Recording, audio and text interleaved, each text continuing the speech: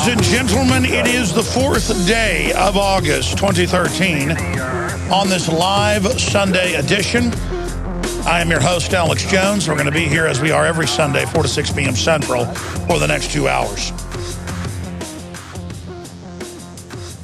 This happens more and more when I'm about to start a broadcast that I just try to focus as much as I can to cover every bit of news and information we have and to try to lay it all out as best we can understand exactly what's happening. I got here 3 hours before the show today, and I prepared for the broadcast basically for about 4 hours before that at home. And I think I'm almost like a race car driver or something that goes out and does a bunch of laps and almost practices too much beforehand. Now, you know, some days I come in there 30 minutes before the show and don't do a lot of preparation because I've already know what I want to talk about. But when it gets into a subject like Benghazi, or it gets into a subject like the NSA, or a subject like Obamacare, or a subject like immigration reform, I start studying the subject and then get so much knowledge, it's hard to put it all out there. But I'm going to try to go over it all today. I think the most amazing facet of it, and what kind of dumbfounds me personally, is that it's 100% fact that the White House, Obama, the State Department, the CIA, the Pentagon ordered a stand down and sat there and waited 14 hours to get people on the ground, and it took them over 6 hours to overrun the embassy substation arms cache and kill the people inside.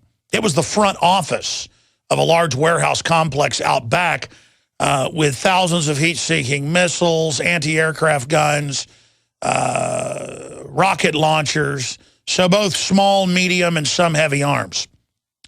And I've spent the last day going back and digging up the Colonel Schaffer interviews, the Wayne Madsen interviews, the Dr. Steve Pieczenik interviews, where they all laid out in the days, weeks, and months after. Going back 10 months ago to September 11th last year, within just a few days and then weeks and months, they laid it all out that their sources said there was a stand-down ordered by Obama, that there was a giant arms cache there with the ambassador from Turkey being there, and then it was being transferred to Syria, and that the Benghazi security force had been ordered to basically go over and kill the ambassador and everybody inside by an unnamed group. Who do you think pays them? The White House. To get rid of witnesses so they could basically have plausible deniability later and say, oh my gosh, Al-Qaeda got all these missiles. We've got to take your rights away.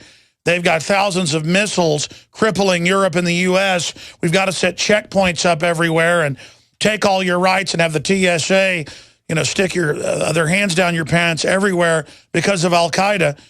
We laid all that out with our guest and our sources who weren't speculating. They were told this by their CIA, FBI, Defense Department, State Department sources. And then I went back last night, this morning, today, and I watched these hour-long interviews with Wayne Madsen, Colonel Schaffer, Pieczenik, Dr. Pieczenik, and it was all exactly accurate. Then I even found Kudlow reports a month after we broke it with their witnesses saying the same thing on CNBC. So all this big news coming out, because now CNN's reporting the same thing we've been saying in the last few days, is that we've caught them red-handed. There's no mystery to Benghazi. We're going to break all that down when we come back. Protecting your home with a security system is a must. Welcome, ladies and gentlemen. I am your host, Alex Jones, and we are here 6 days a week live. You have just now tuned into the Sunday edition, 4 to 6 p.m. every single Sunday Central Time. It is the 4th day of August, 2013.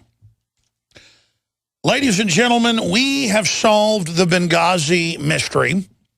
And we solved it. We solved it 9 months ago, just a few weeks after the September 11th attack on the embassy substation that killed Ambassador Stevens and other CIA State Department personnel. And we on record with an NSA whistleblower, Wayne Madsen, with the former head of State Department Psychological Warfare, Dr. Steve Pachinik, with the former head of major operations in Black Ops, Colonel Tony Schaffer, and other guests we had on. And up on Infowars.com right now, we have the confirmed Benghazi was cover-up of arms transfer to Al-Qaeda by Kurt Nimmo and yours truly, Alex Jones. And we worked yesterday and today on this article that has, from September of last year and October and November, 7 different links, 3 of them posted, video, interviews, /radio with Colonel Schaffer, Wayne Madsen, Dr. Steve Pachinik on the show first on our broadcast, breaking down exactly what happened at Benghazi. And ladies and gentlemen, if I knew this a few days and a few weeks after the entire government in the State Department, the FBI, the CIA, the Defense Department, NATO, they all know. There was 2 Predator drones over. There was a C-130. It took them 14 hours to get personnel there. They stood down for over 6 hours to let them be killed. That is a premeditated, deliberate stand down. And we have a congresswoman who is a former ambassador saying only the president could order a stand down of something of that magnitude on a State Department facility. And that's what went on. That's what happened. Congresswoman Obama gave Benghazi stand down order. And we're going to be going over Ann Wagner's comments, the Congresswoman, on that as well. So the point is that you've got all this other incredibly important news. We're going to get to that in the second hour. We've got NSA whistleblower and Navy veteran Wayne Madsen joining us at the bottom of the hour to go over this. But if you want to go to Infowars.com or Prisonplanet.com and click on the top red link story, confirm Benghazi was cover-up of arms transfer to Al-Qaeda, you will see my guest with their sources in the Pentagon, the State Department, the NSA, the CIA, and NATO. Madsen had just been in Libya right before that happened, by the way. He actually goes to these places. Writes for some of the biggest publications in the country. They all laid it out. 3 different guests, and I had some others on as well, but they were speculating. These guys all had sources that said the same thing. And by the way, when Colonel Schaffer was on the broadcast, he ran Stratus Ivy and other major programs, could have killed bin Laden twice, was ordered to stand down in 2000 and 2001, testified in the 9/11 hearings. He was called in and threatened,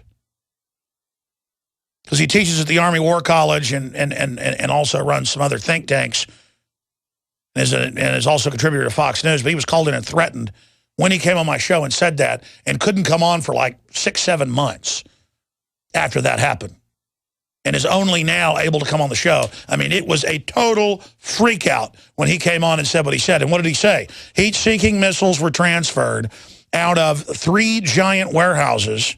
You can look at the Google Maps of this, that were controlled by that building behind it, filled with all of these heavy, medium, and light weapons. We're talking thousands of over 10,000 heat-seeking missiles missing in Libya. Several thousand. I also talked off record to an Air Force colonel.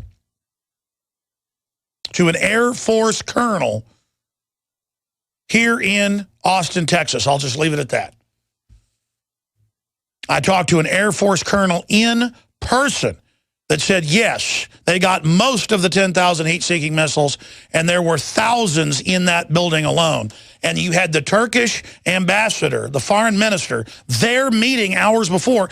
My guest broke that months and months before it was in the news. And if you just tuned in, what am I getting at here?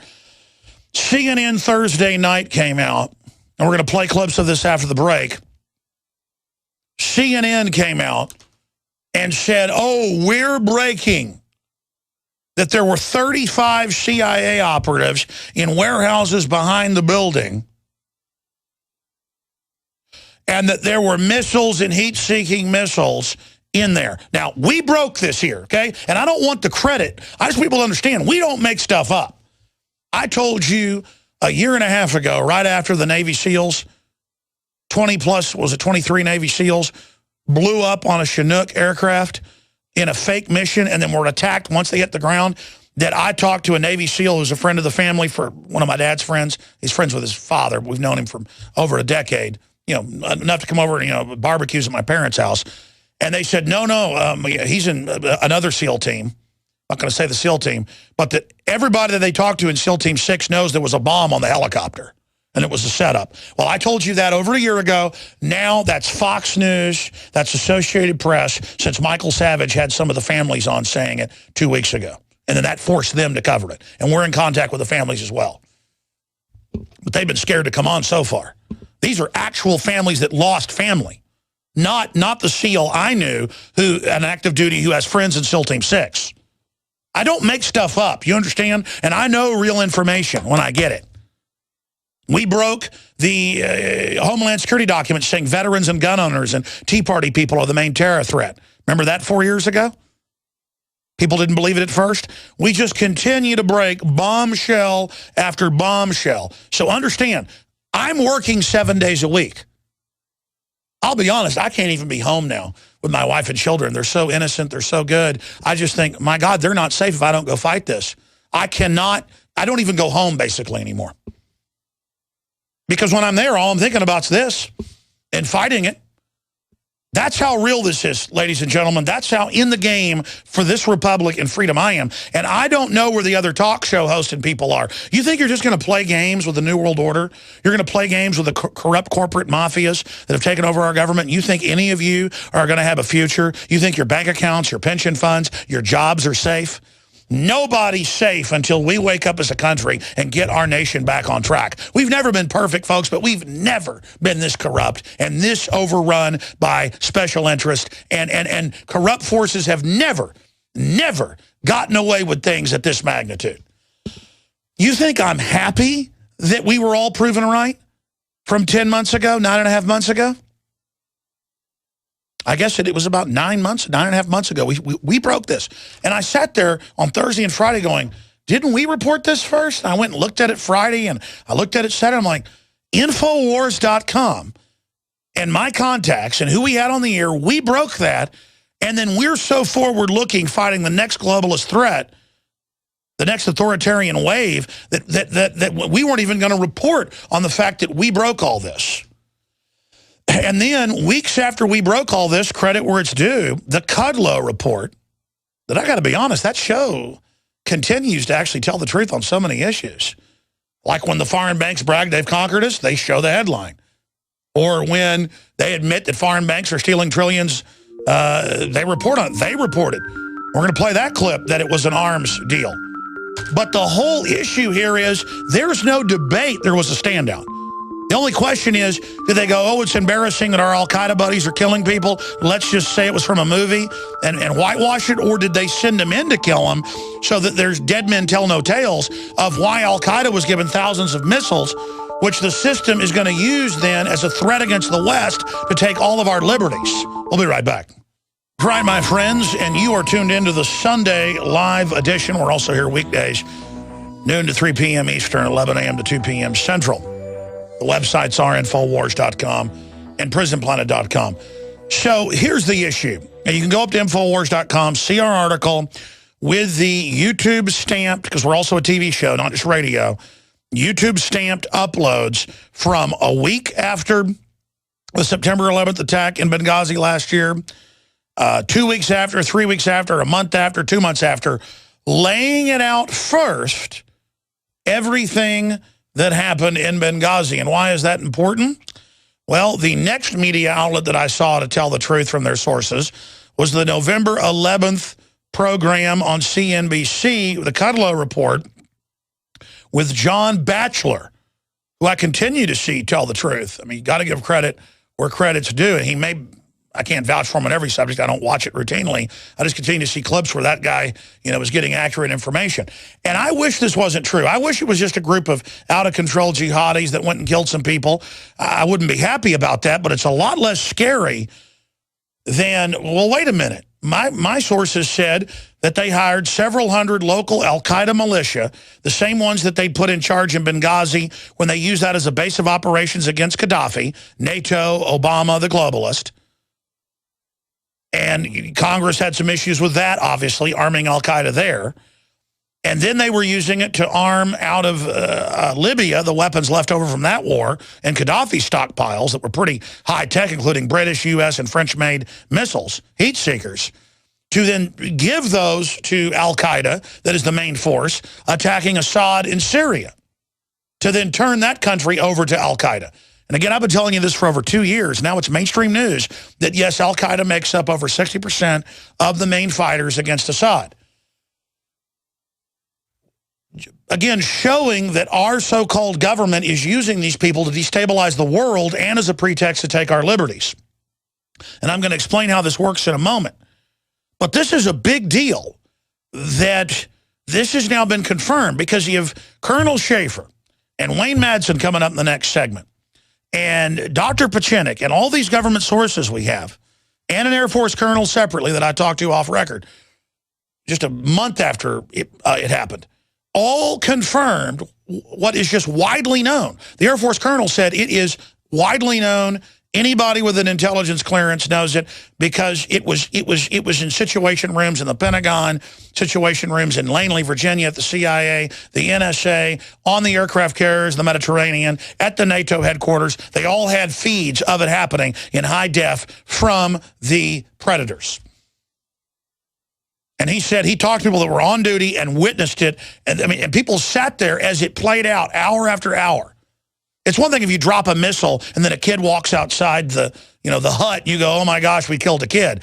It's another thing to sit there and watch people killed and fighting back hour after hour and being ordered to stand down. And then to see it all lied about in the media.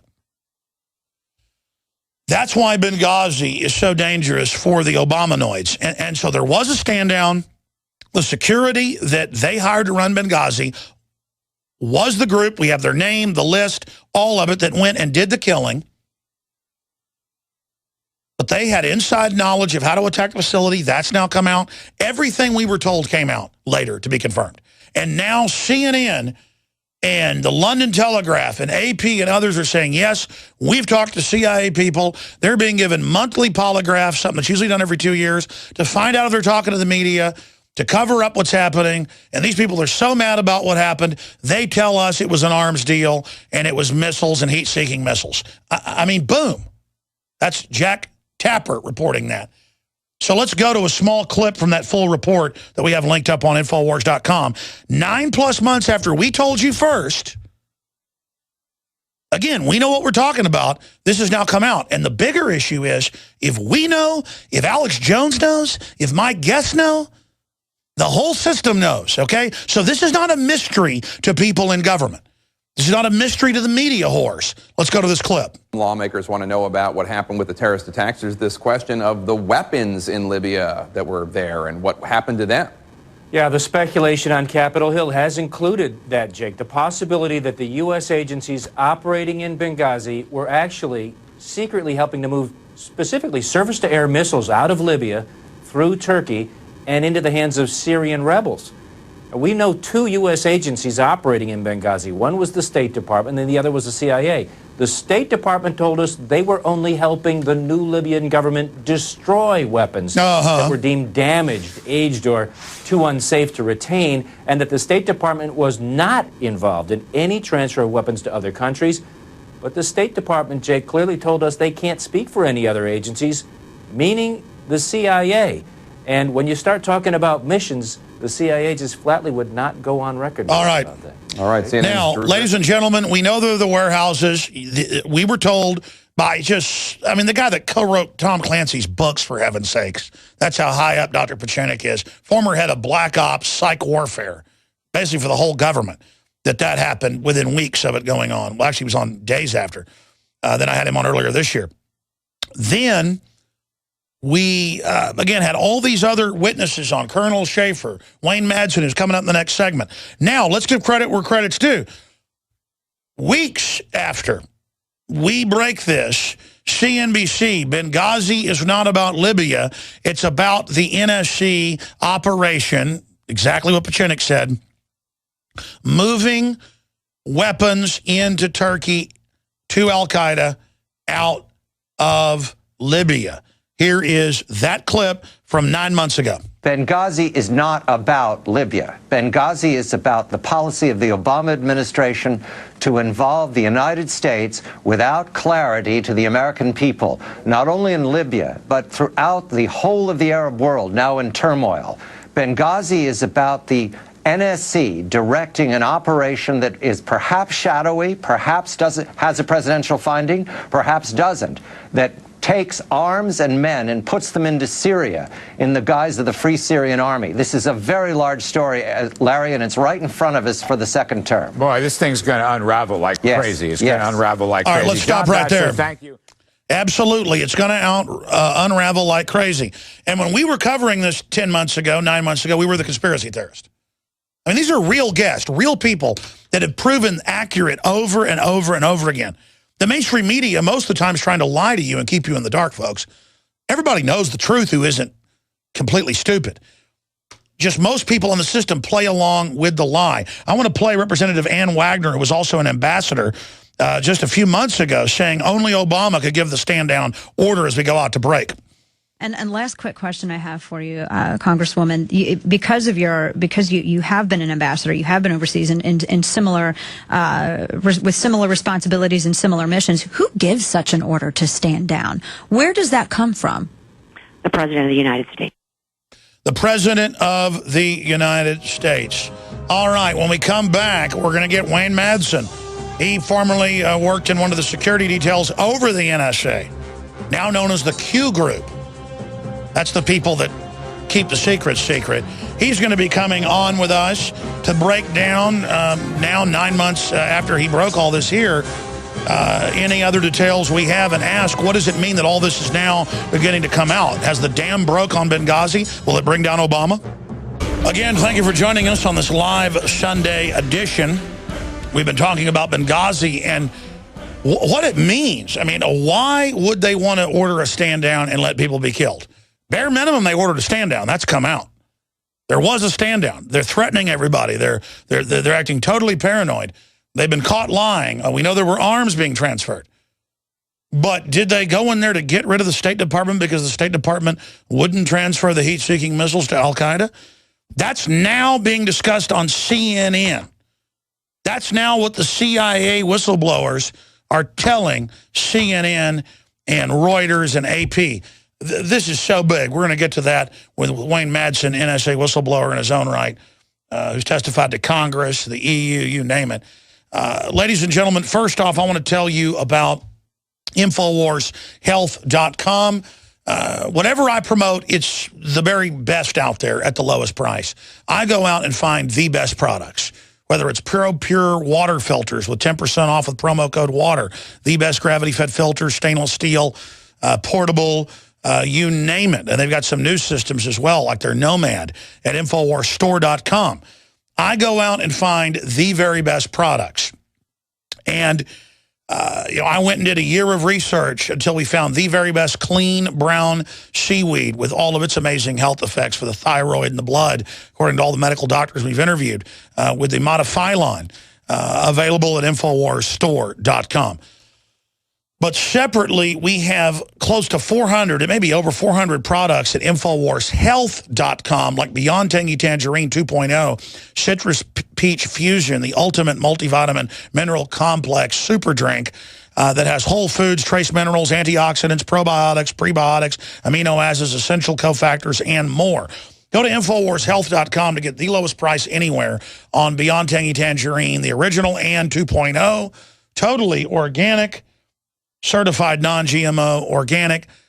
Nobody else can say that with the super drinks that are out there. It's got everything, every mineral, trace element, you name it. It is simply amazing. Beyond Tangy Tangerine 2.0, the Osteo FX, the CM Plus, you name it. It is all available at InfoWarsStore.com or InfoWarsHealth.com.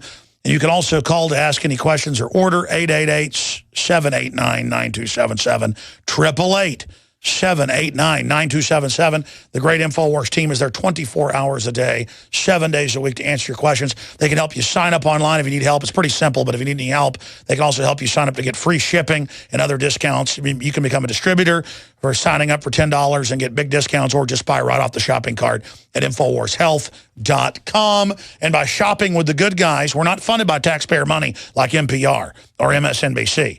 That gets bailout money and stimulus money. We're funded by like-minded people that vote with their dollars in the free market, free association. So if you like the hardcore journalism that's pro-America, pro-liberty, not left or right, but just hardcore truth, then support us at InfoWarsStore.com and InfoWarsHealth.com today. All right. Going to Wayne Madsen of WayneMadsenReport.com. He's a syndicated columnist, written for some of the biggest papers in the country, reported on, broke major national news stories on national security, helped found what the Electronic Frontier Foundation and other groups, has testified to the EU, the Congress, in the first wave of NSA exposure 15 years ago and then 12 years ago with James Bamford, the producer of Nightline, Body of Secrets.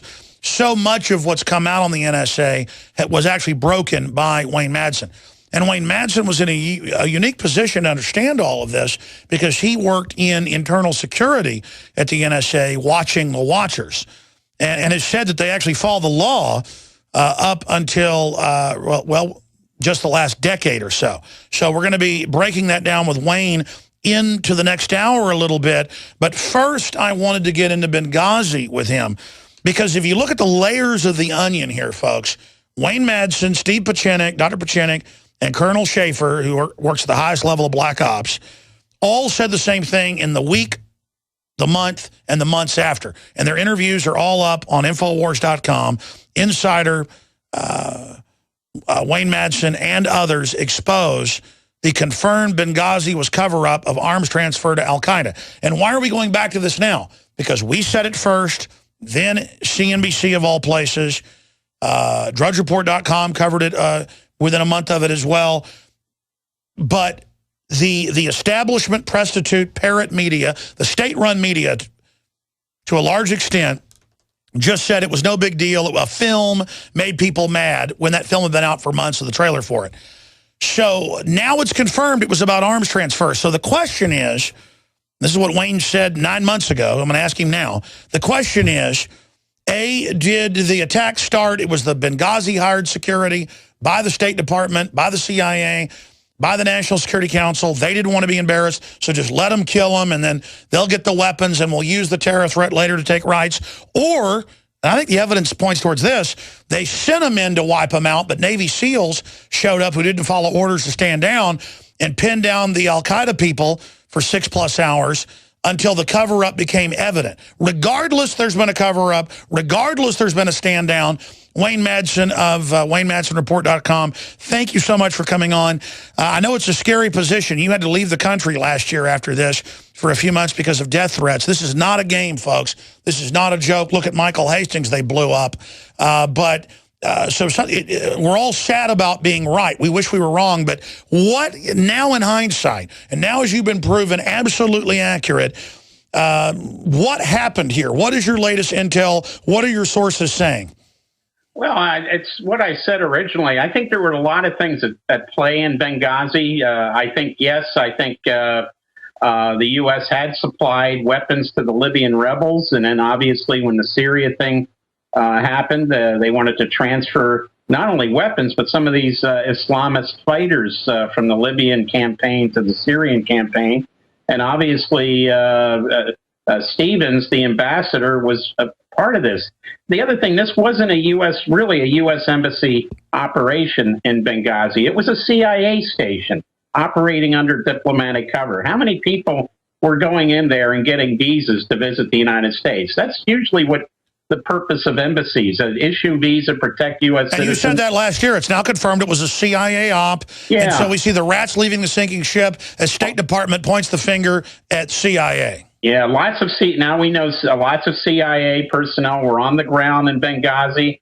And then the other thing is, what happened right after Obama was reelected? We had General Petraeus, the CIA director, basically fired over an extramarital affair that was known about before he was fired. We also know that Mitt Romney during a campaign said, we need an October surprise for this campaign. So obviously there was an interest by many parties in setting the stage for some incident at some embassy. It turns out it was Benghazi. That anti-Islamic movie that came out, yes, it had been out, but look how that thing was hyped around the world. And, you know, some of the actors that were in that were porn actors in Hollywood. And FBI informants. But, I mean, here's my question for you. Yeah. Bottom line, did they order the hit of the ambassador to cover up the weapons transfer, or was it the security force, the al-Qaeda force they'd hired that got out of hand? Yeah, I think it got out of hand. I think, look, the CIA controls al-Qaeda. They're controlling them in Syria. They control them in Libya. I would suggest that the patsies used, one could argue whether they were even connected to al-Qaeda. We were told that by that phony 9/11 commission. The ones used in 9/11, we know that one of them was an Egyptian Air Force colonel named Mohammed Atta that spent a heck of a lot of time at the Officers Club at Maxwell Air Force Base in Alabama. He doesn't sound like my idea of a run-of-the-mill al-Qaeda operative. He sounds like a run-of-the-mill CIA operative. We control this bin Laden and al-Qaeda. And now when it's convenient for NSA to turn on the fear machine again, al-Qaeda chatter between al-Qaeda leaders. That's where I'm going next. I haven't gotten, we're going to come back to you, Wayne. That's where we're going next. With right as all this Benghazi breaks, right as all this comes out, oh my gosh, close all the embassies, al-Qaeda is going to attack. We'll cover that when we come back. I haven't even gotten yet to the issue that Wayne Madsen joining us just raised as we went to break. You have our so-called government, a collection of foreign, corporate, offshore, above the law, diplomatic community crooks. You have them founding Saudi Arabia, creating the Wahhabis, creating al-Qaeda, turning Egypt over to them, turning Libya over to them, turning Syria preemptively over to them, giving them heavy weapons on record, and then lobbying to get Congress to authorize more heavy weapons. And the Council on Foreign Relations about a year ago had the quote, we've shown it many times, we need al-Qaeda. They make up over 60% of the best fighters. The al-Qaeda flags, chanting they're going to blow America up after they've taken down Assad. We've written countless articles and shown you those videos. And then Lindsey Graham, the anti-gun, pro-open border, John McCain 2.0 slimebag, comes out today and says, I agree with Obama. I met with the vice president. This is scary. We need to close all the embassies and be scared. Al-Qaeda is on steroids. They're coming to get us. It is so frightening. Give up all your rights. Ooh, do what I say or the monsters will get you. When Al-Qaeda is what they use to take all our liberties here in America. It's so obvious. It's so ridiculous. I want to play a clip of that and then go back to Wayne Madsen to talk about how serious this is, because they might actually have some of their Al-Qaeda forces blow something up. And again, some of the mid-level and low-level jihadis actually believe they're attacking America. They'll follow orders from guys up on top. Most of them born in America, turns out, are really CIA. Because CIA isn't America, folks. It's a bunch of foreign interests that have infiltrated it and totally control it. And that's congressional hearings that have admitted that. So let's go to Graham, fear-mongering, saying it's scary. You need to be scared and forget all the other news, the NSA spying, and just do what they say or Al-Qaeda will blow you and your family up. Here's the scary clip. As you watch this unfold, what is your general impression here? This looks, if you're an ordinary American, looks pretty scary. Scary. Well, I had a briefing with the vice president. It is scary. Al-Qaeda's on the rise. Oh, scary. This part of the world. Giving them heat-seeking missiles was scary? The NSA program is proving its worth yet again. See, we're spying on you to keep you safe from the Al-Qaeda we run. Frustration has to be fixed. If this happens a year from now, our intelligence community and military will be less capable. They need more power, absolutely. That's where the war is going. We should all wear cameras inside our bodies to make sure Al-Qaeda. Withdraw from Afghanistan. I don't want Afghanistan to become Iraq, where we withdraw all of our troops. You need that opium, huh? Comes back. You know, Western Afghanistan is a safe haven for Al-Qaeda. So I appreciate what the administration safe haven like Syria and Libya. Approach to this. Benghazi was a complete failure. The threats were real there. The reporting was real. And we basically dropped the ball. We've learned from Benghazi. Oh, you did. And the administration's doing this right. Oh, good. Yay, Obama. Let's get rid of the Republican rhino who wants your guns and open borders and who looks like a complete psychopath. I mean, I would not. If I walked in a restaurant and my waiter looked like Lindsey Graham and had eyes like that, I'd get up and leave. I mean, I get shivers up my spine. And by the way, we know about Mr. Graham. Oh, boy, let me tell you. Clowning around. Okay, Wayne, we're going to get into more issues in the next hour, but you've got the floor on this issue. Break down what we're dealing with these threats, with supposed embassies that are being targeted, and just the fear-mongering with CNN going, this is scary, isn't it? Yeah, I mean, isn't it amazing that so-called news reporters like Ate Too Much Candy Crowley is talking to Miss South Carolina about scary things? Look, this is made out of whole cloth, this chatter that was intercepted because NSA has to push back against Congress. Congress is actually growing a pair now and starting to talk about limiting the power that NSA has to conduct this surveillance in total violation of the Which Fourth they Amendment. admit is targeting the press and not Al-Qaeda they run.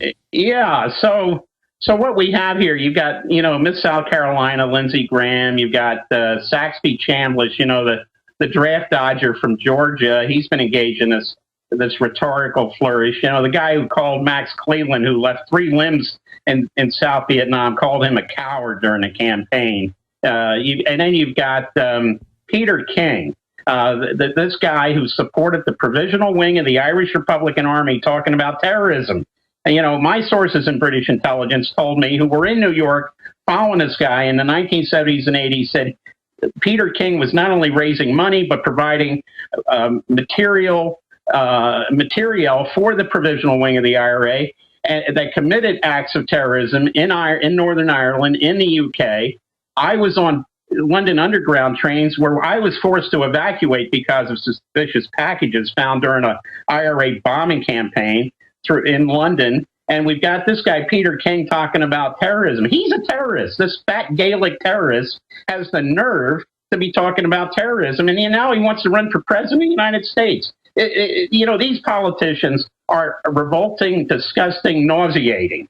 To hear these guys on these Sunday talk shows with these talking heads like Candy Crowley and these other Nimrods, talking about that all they're doing is feeding the fear factor on behalf of NSA. We know now that NSA is using propagandists, using social networking to go after people like Tom Drake and William Binney and Russ Tice and all these others who have blown the whistle on NSA. I mean, Snowden. Are you kidding? They're using social network to go after me.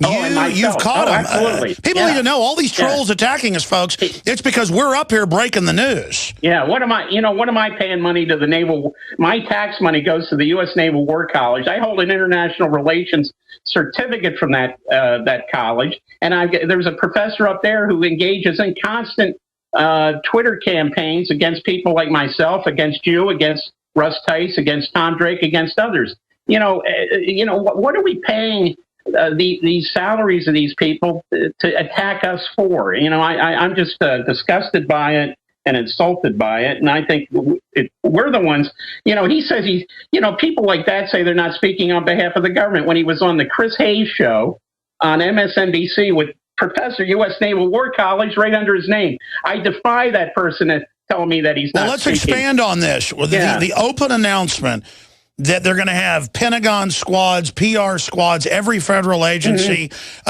Social Security is going to do counterintelligence against their recipients. The government is getting on a war footing against the American people and announcing the gloves are off and that they're going to engage in psyops or lies against us. What does that signify? This has been going on for a while, but what does it signify they're bringing it out in the open? Well, remember old Cass Sunstein? He was basically Obama's information czar. He's out of there, but, you know, his wife's our U.S. ambassador to the UN, Samantha Power. So the policy will continue. No, you're right. That's in the news, that they're running it. Our government, and they go, it's legal for us to have psyops attack citizens and press now. Yeah, good. It's also legal for me to go after these sock puppets and these psyop organizers and these people who are on the government payroll who engage in this. It's fine for me to go after them. And, but exactly, but I mean, look, just because there was a law before and they say there isn't a law now, this is what the Soviet Union and Nazi Germany did. I mean, they are denouncing. They are really showing who they are. That's right. You know, in the Soviet Union, Nazi Germany, East Germany with the Stasi, how did you go after people? You had the neighbors and their colleagues denounce them to the media, denounce them to the government, denounce them to the public. And this is exactly what's going on today in this country. It's so un-American. It defies logic. Well, meanwhile, all we're doing is exposing the looting of the banks, the looting of our rights, the killing of the ambassador. I see this as signs of desperation. What's the mood in D.C.? Oh, you know, look, amongst the intelligence community, those who have not been sucked into the machine that causes your brain to get scrambled and you drink the purple Kool-Aid, you know, the Jonestown beverage of choice. If you're not in that category, your morale is very low. People at NSA, you know, they're not all buying into this. There's people there that know that what people like Snowden have said and others is the truth. But look, that Q group you mentioned earlier, that's internal NSA security.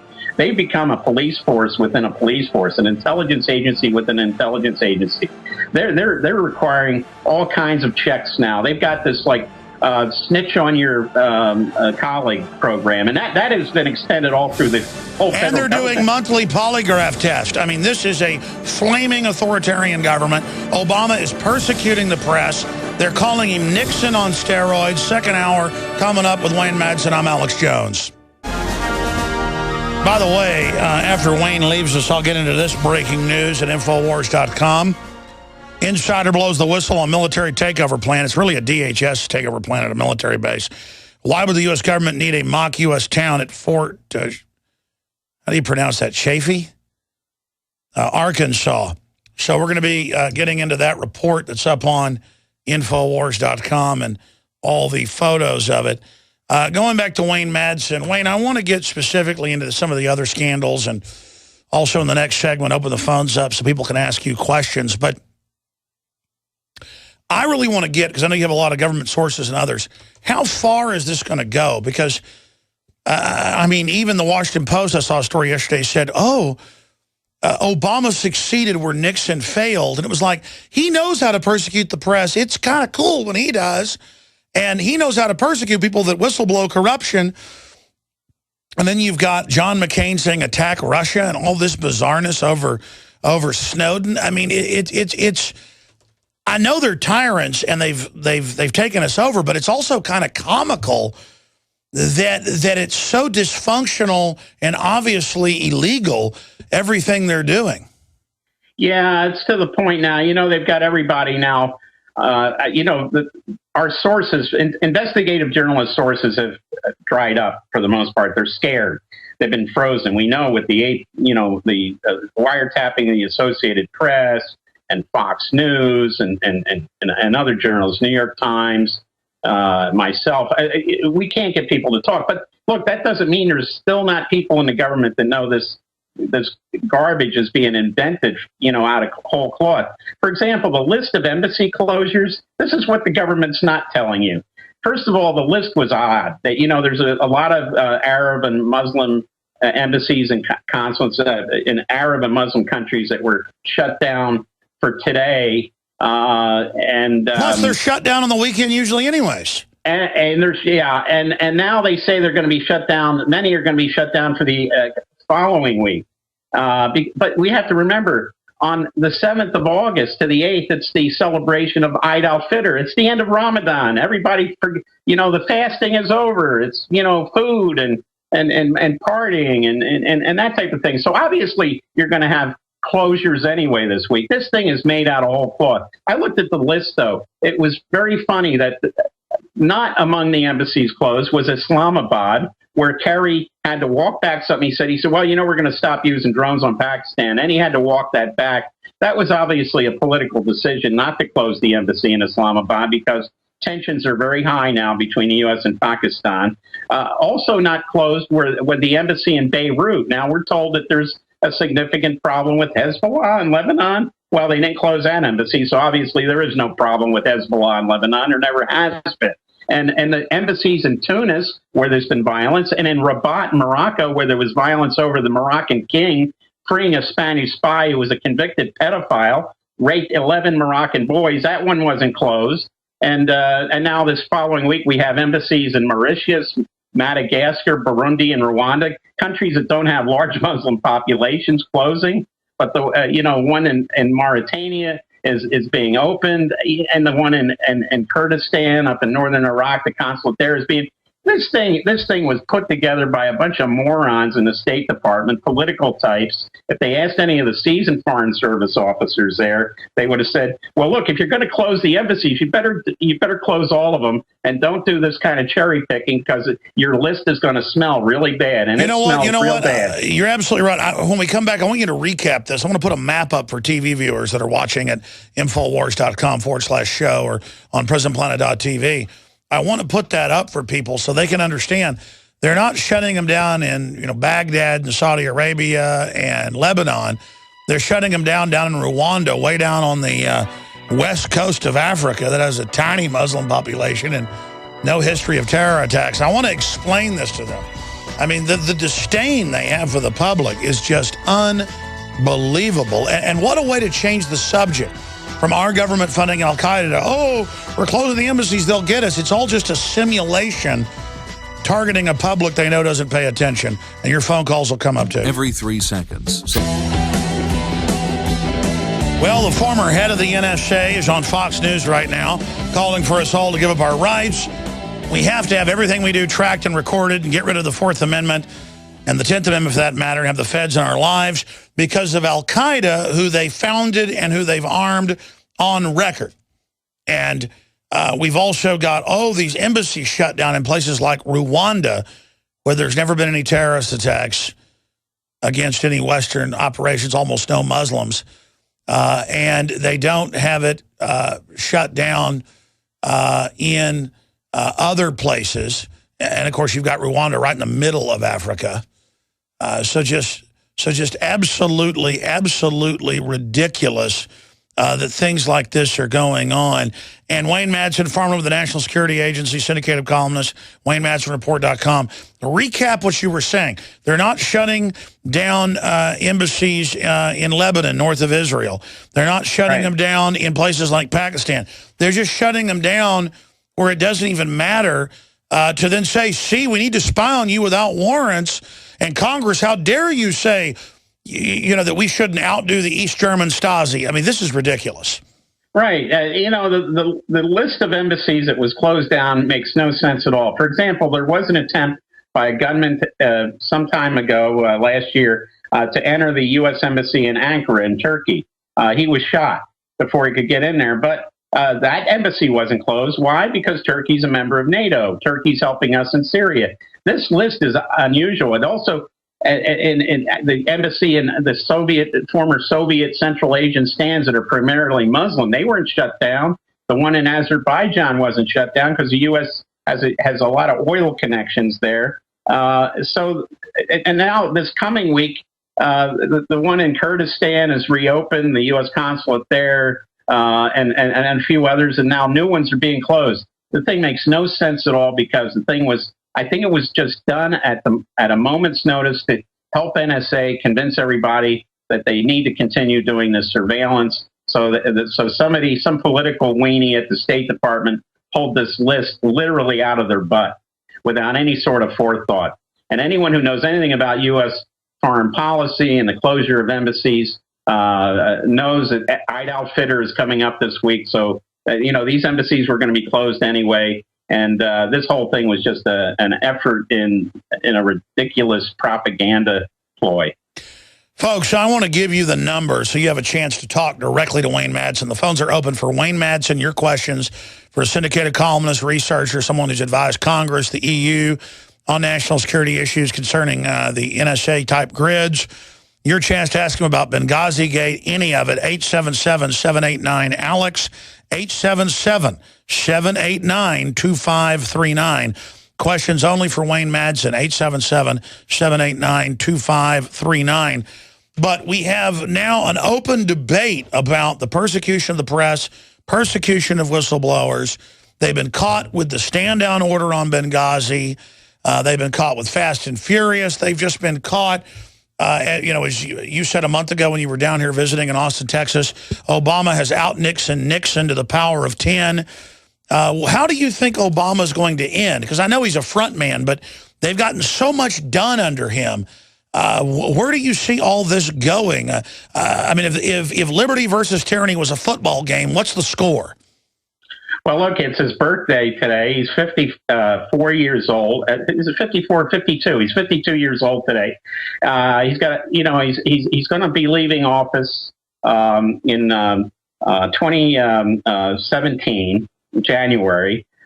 He's going to still be a young guy. He's now talking, he's now going to be taking contributions for his presidential library, which it looks like it's going to be in Chicago. Oh, boy. And now he's going to be on everyone's take. He's going to be just like Bill Clinton and the rest of them getting donations. So this guy's going to be obviously doing much more with the Saudis and the Qataris because he knows that they're going to give him a lot of money. Sure, he's turning the whole Middle library. East over to them and their Al-Qaeda people. This is part of it. Absolutely. He's looking at his legacy and his library and all that stuff. So the real whore phase of pardons and everything's about to begin. Yeah. He's going to be cutting all kinds of side deals. And obviously countries that are not going along with his program, like Russia and China, are going to, face a lot more pushback by the U.S. Look, he's got Susan Rice as his national security advisor. She's more interested in going after Venezuela and Cuba and Iran and Russia and China. She's very silent on Bahrain, which did a very bloody crackdown on its own population. Where is she on Saudi Arabia, one of the most misogynist countries on the planet? Where is she on these other U.S.-supported dictatorships?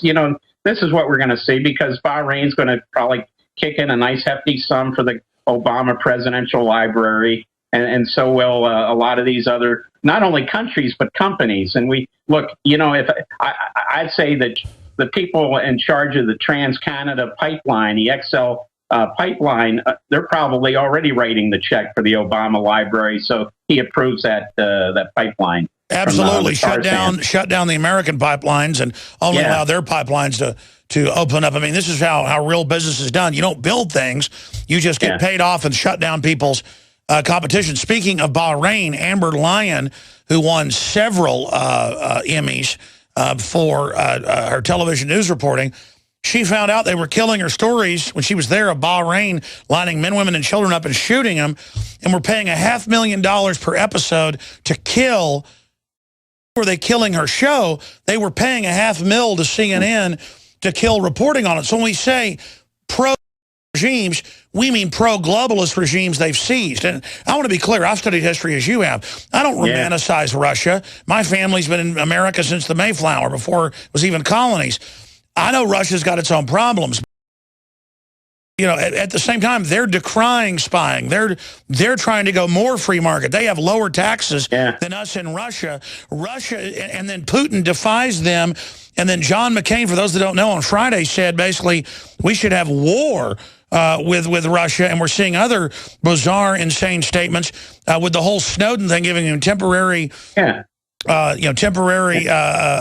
visa there. What do you make of that?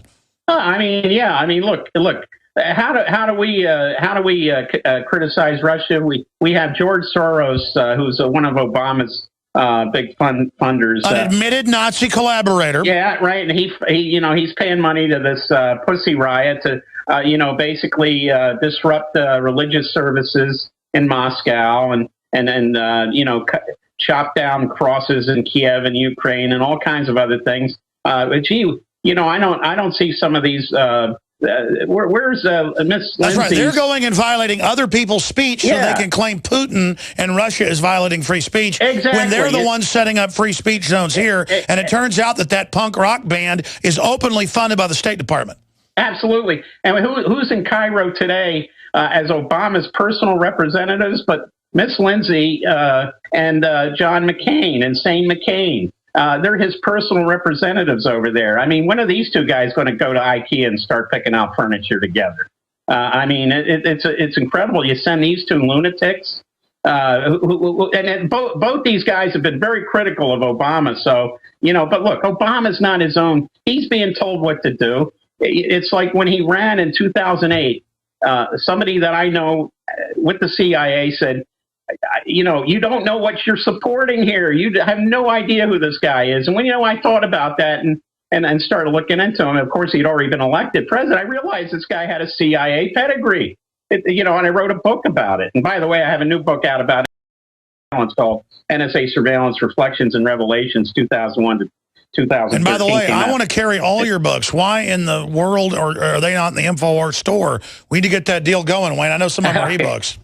Yeah, some of them are, and also, they can be Lulu and Amazon Create. They're carrying both of them. They came out last week, but basically, it's to show that I was reporting on some of these. Absolutely. Listen, I'm going to carry the hard copy starting next week. We're going to get you back on about that to go over the whole history of the spying. WayneMadsonReport.com. You can find all of his new books that just came out.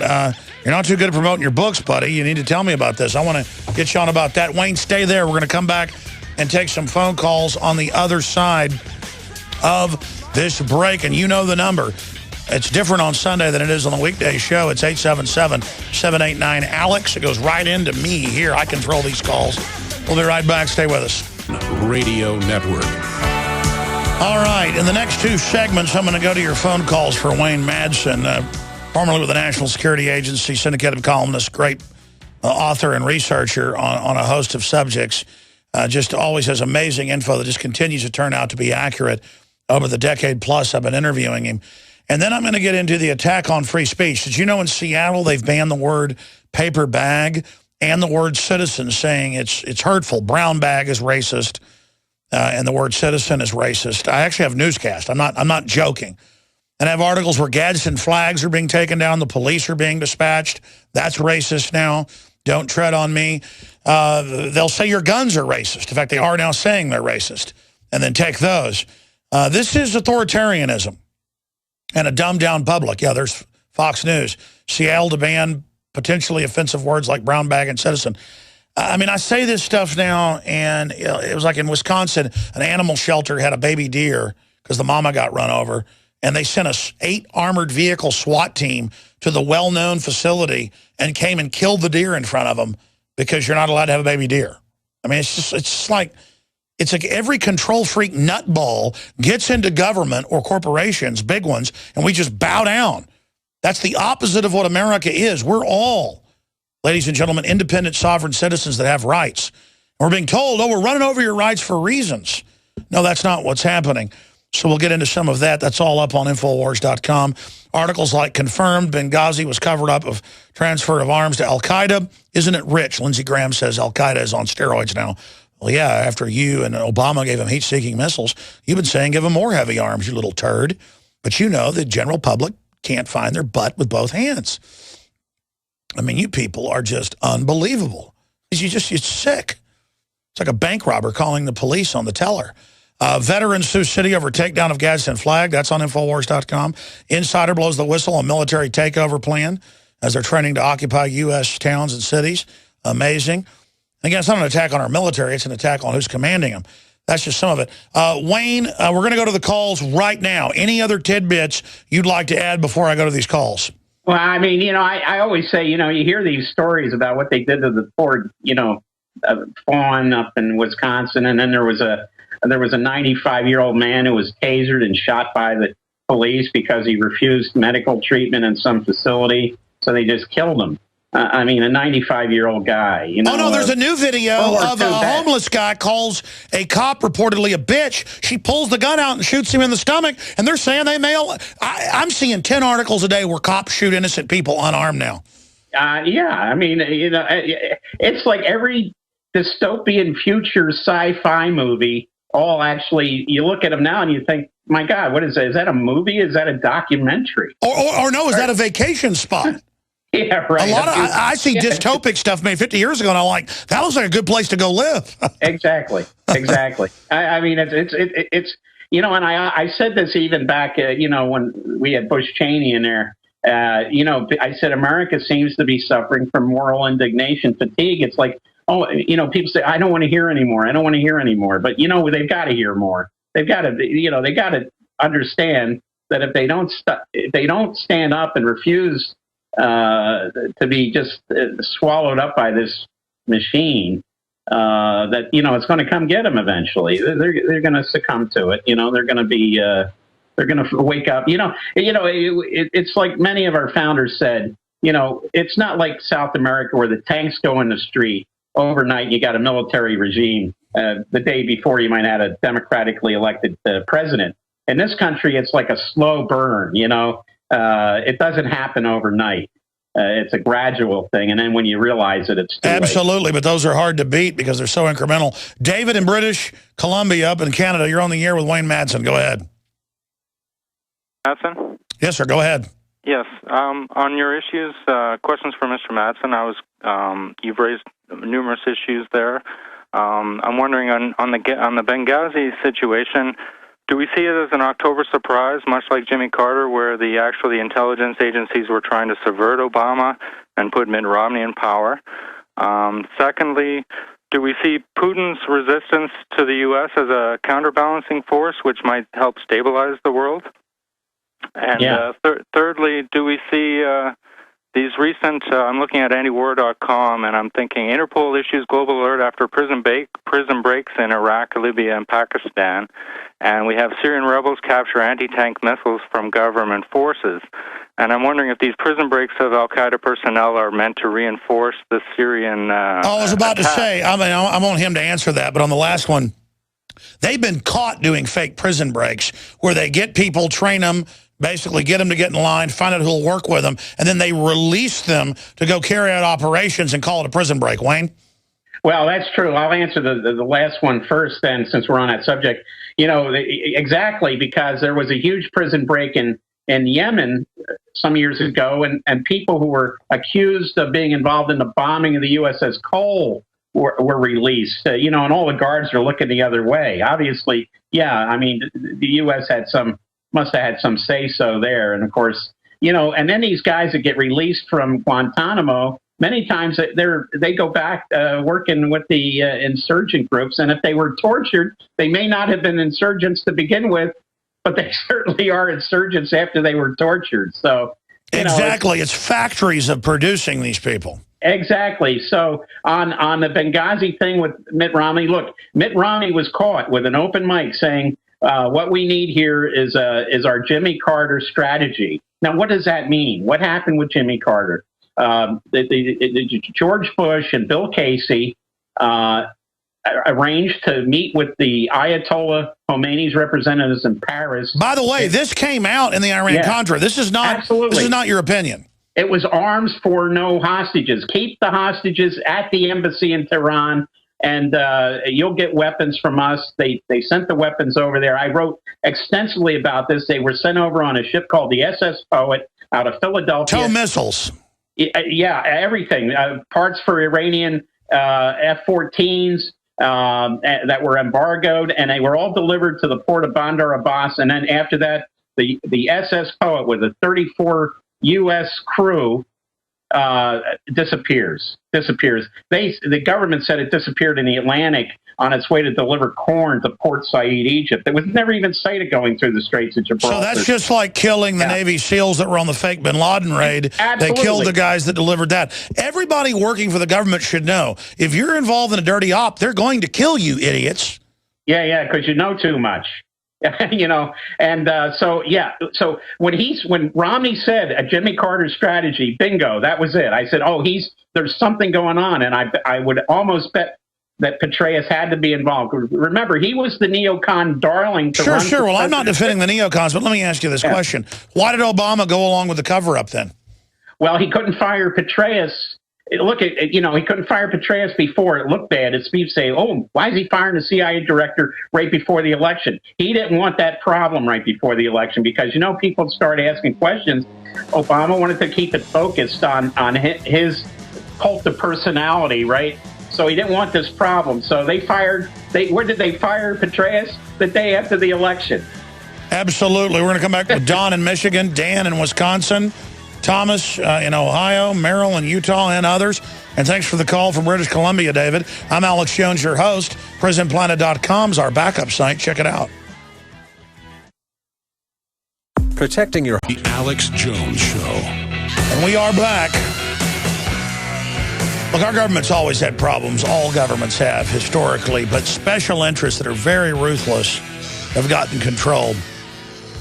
And if you look at how they gave weapons to Iran and then weapons and advice to Iraq to have a 7-year war that killed over 1 million people, or you look at how our government funded Russia to then fund North Vietnam to invade the South, that's all been declassified. You figure out, wow, it's not a government. It's these big arms dealers and banks and combines, just like the Rothschilds funding both sides of the Napoleonic Wars. That's in mainline textbooks. And they just sit back while we all kill each other and take our liberties and take our freedoms, which makes their crimes more secure via national security. And I'm sick of it. I want to go to your calls quickly now with Wayne Madsen, NSA whistleblower, with your comments or questions for him. And let's go to Don in Michigan. Go ahead. You're on the air, Don. Hi there. Hey, buddy. Wayne Madsen, I'd like to know, they've had 3 prison breaks here recently. Are they planning a false flag where they're getting their people out so they can use them? Well, yeah, I think that's cannon fodder. Look, there was a big one in Iraq, right? And it's not far from Iraq into Syria. So obviously, what was it, 500 or something like that? That's where they send the jihadis. Yeah, instantly you got 500 added to the ranks in Syria. The weapons are starting to go into Syria in a big way now because, Assad has been able to fight back successfully against these rebels, these jihadists. And Israel hit Russian installations in Syria, unprecedented. And now you got the Syrian Kurds battling the Islamists, the jihadists in Syria. And, here we go with the Kurds again, but these Kurds, unlike the Kurds in Iraq, don't have the support of the United States. So, it's an amazing turn of events, but it's part of this. Remember, this whole neocon op thing that is to destabilize what they call the crescent of insurgency, the crescent of violence, which they claim goes from Morocco all the way to Indonesia, the Muslim crescent. And global destabilization is good for weapons contracts. Anything else there, Don?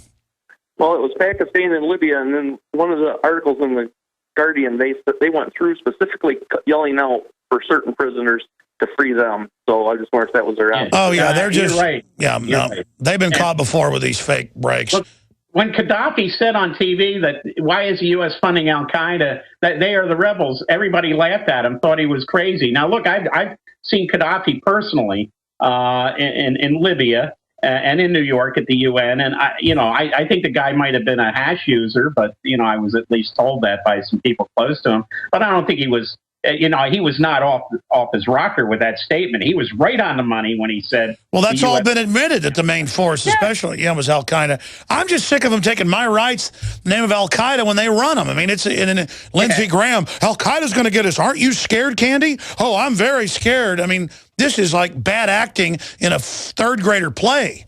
And I think Al-Qaeda is the name of a guy. I think there's a guy named Al-Qaeda, and Lindsey probably wants his phone number. All right. All right, Don, thank you. Dan in Wisconsin, you're on the air. Yeah, thank you.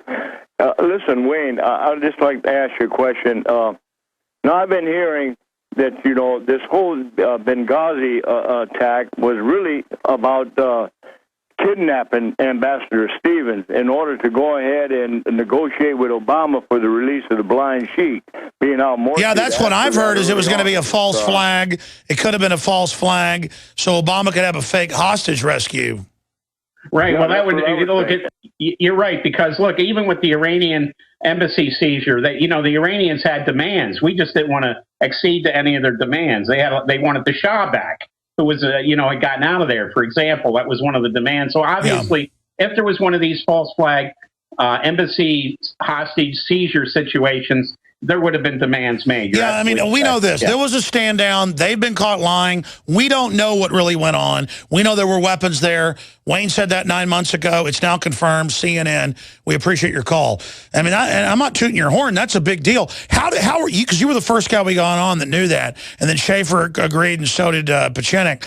I mean, you can't give us your sources, but you were pretty sure on that. I mean, is that like widely known? Yeah. Well, it was amongst people in the intelligence community and in the State Department and even in the military. Again, this was before the huge crash. Look, they were already going after some whistleblowers. They'd already indicted a few, but it wasn't the chill hadn't totally set in yet. So some people were still willing to talk. Sure. Well, they're hard to find these days, though. Well, we just got an urban warfare center, DHS, built on a military base from the people inside. They say they're training to take on the American people at these villages. That's admitted they're training to take on the Tea Partiers, and that's in the Army War College reports and everything. But it's still bizarre to actually see the photos. So we got a whistleblower. Insider blows the whistle on military takeover plan. We got that from a contractor who was former military. And we vetted that through 2 other sources, by the way, so that's up on Infowars.com. Let's go ahead and go to Megan in Pennsylvania. You're on the air with Wayne Madsen. Hello? Yes, go ahead. Welcome. I didn't know you could hear me. Hi, Wayne. Hi, Alex. Hey. Do you think it's more that the people of America are scandal-proof these days, or that we're just not hearing about it? Because, I mean, the truth came out about Benghazi. I mean, so many people know about 9/11. I think it's a mix of both. I mean, I think it's a mix of both. But you just get used to living, basically in a tyranny. And then as the increment, it's like the frog in the pot. What do you think, Wayne? No, I think a part of it is what I call moral indignation fatigue. But the caller's right. We're not given a lot of this news. The veteran newsman with NBC, John Palmer, died. I believe it was yesterday in Washington.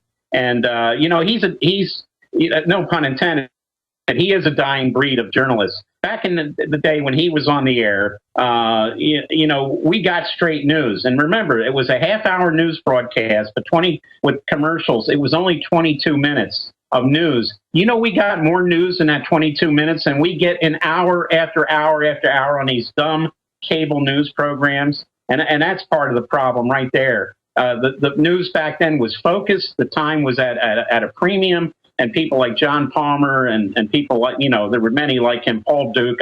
I've met some of these guys, and they were great guys, but unfortunately, they don't exist anymore. But I mean, now we have state-run media other than a few talk radio and a few websites like WayneMadsenReport.com, DrudgeReport.com, Infowars.com, whether it's left, right, center, libertarian, we want truth and justice and freedom. They're openly announcing that the Pentagon, what did you make of last week, or now a week and a half ago, the Pentagon going, we're going to stop lying, but we're going to go out and engage all the blogs. I mean, I see that as the opening salvo of the takeover of the media. But the entire NSA Pentagon building at Fort Meade, hundreds of brass there, they look like they had the worst. They look worse than Japanese surrendering to Douglas MacArthur. Their morale looked hellish. Well, what was happening there? Yeah, you're absolutely right. Look, they're all having to fill out financial disclosure forms more often than they ever had in the past.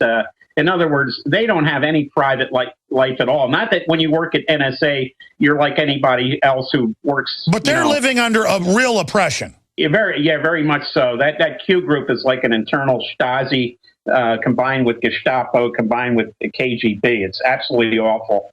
They use psychiatrists. If you express any opposition to what's going on, you're sent to the shrink, and these aren't even qualified psychiatrists. They're political hacks. Psychologists. Yeah, anybody get a psychology degree. My God, you don't need a medical. You don't need to. Well, the point is they cherry pick ones that go along with the game plan. Then you lose your security clearance if they deem you crazy. You know that they used to do this in the Soviet Union. They had psychiatric hospitals where they sent dissidents and say, well, if you don't like the Soviet fatherland and the workers' paradise, you must be crazy. So that's what they do. You know what, Wayne? Take us to the wall. Take us to the end. 15 more minutes. We're going to come back and go to, Thomas is gone. We're going to go Thomas, Merrill, and a few other callers on the other side of this quick break in the final segment. And then I'll get into some of this political correctness, how they're trying to divide and conquer. But I want to have Wayne finish up where he thinks this country is going. I'm Alex Jones of Infowars.com. We're talking to Wayne Madsen. We'll also tell you about his 2 new books that are out this week. By the way, tomorrow on the weekday show, 12 noon to 3 p.m. Eastern, we'll look at Insider Blows the Whistle on military takeover plan. Why would the U.S. government need to build mock U.S. cities and towns and train for invading them? Well, they admit it's for gun confiscation if they're ordered. But if we politically stand up against this, they won't be able to sell the idea. That's why we're in an info war. But they want us divided against each other. Military against civilian. I hear mayors calling us civilians, police calling us civilians. You're civilians too. And the military is not supposed to be involved domestically. But now it's like your upper class of your government, and then all of the rest of us are civilian. I mean, it's very aberrant, the conversion we're seeing here. The new August issue of InfoWars magazine is out. It's a great way to wake up friends and family. You can get a 12-month subscription to give friends and family or buy them in bulk at cost. It's got Trayvon Martin and George Zimmerman merged together on the cover to show that it's divide and conquer. And we look at how they're trying to get us obsessed on fighting with each other in the name of political correctness that really creates tribalism and division and racism, instead of worrying about global offshore banks that have diplomatic immunity and steal $85 billion of taxpayer money a month in QE3. So just so you don't think I'm lying, because this sounds crazy. When I saw this Thursday when we first covered it, I didn't believe it when I first saw the headline. Seattle bans the word brown paper bag, saying the word brown's racist, and the word citizen might hurt illegals' feelings, so you can't use that. Here's a short clip from that newscast, so you know I'm not joking. Here it is. And then we will go to your phone calls. People work in city government. We represent all the residents of Seattle. That is part of the memo to City Hall that spells it all out. A recommendation to no longer use the terms citizen or brown bag. The Office for Civil Rights says Seattle serves all residents, whether they're citizens or not. Some like it and some don't. All right, that's enough. Ridiculous. And then it just goes on to say it's racist to say the word brown bag. I mean, Wayne Madsen, this is right out of the Soviet Union. What is your take on this? Oh, well, it's right out of 1984 in Newspeak. You're speechless, aren't you?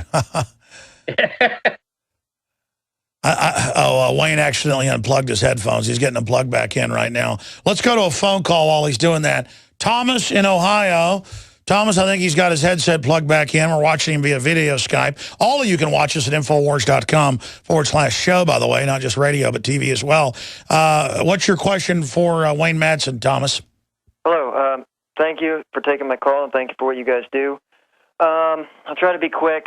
I see what's going on in Syria, Libya, Egypt, and with the NSA spying and all these different things. I'm actually a member of the CSPOA. I'm a police officer. I joined up because I wanted to physically take a stand against evil for what was right. And once I see this stuff going on, I want to do something about it, but we have no recourse. I can't even get on Yahoo. I get on Yahoo, I see the news story, I try to comment, they censor my comments out. I mean, we have no recourse. What can we do about this? I mean, this stuff outrages me, but they say your recourse is to vote somebody else in. It's not working. What do we do? Well, that's right. The globalists have given us the internet, but now they're practicing the gaming of it with cybersecurity. You only support alternative media. You support other people in your department that actually stand for a free country and not for thug behavior. Again, they train the cops to be thugs, and the public turns against them. Exactly what they wanted. The public should go out and talk to police, try to support good police, speak out against bad police. I mean, basically, good people have done nothing, and that's what has allowed evil to take over. Wayne Madsen? Well, absolutely. You know, I was actually looking for a story on my iPhone earlier. That's why I wasn't looking at the camera. But I was looking for a story because you mentioned something earlier about, you know, how this country's being destroyed. You know, a story to follow is what's happening in Detroit right now with the sell-off of the assets of the city. One of the assets is Belle Isle, which is in the Detroit River between Michigan and Ontario, Canada. And they're talking about creating a separate commonwealth where, you know, it's going to be like a corporate tax-free zone. It won't be part of Michigan. It won't be part of Detroit. No, that's the model of the world, is the globalist bankrupt things, and then they're exempt.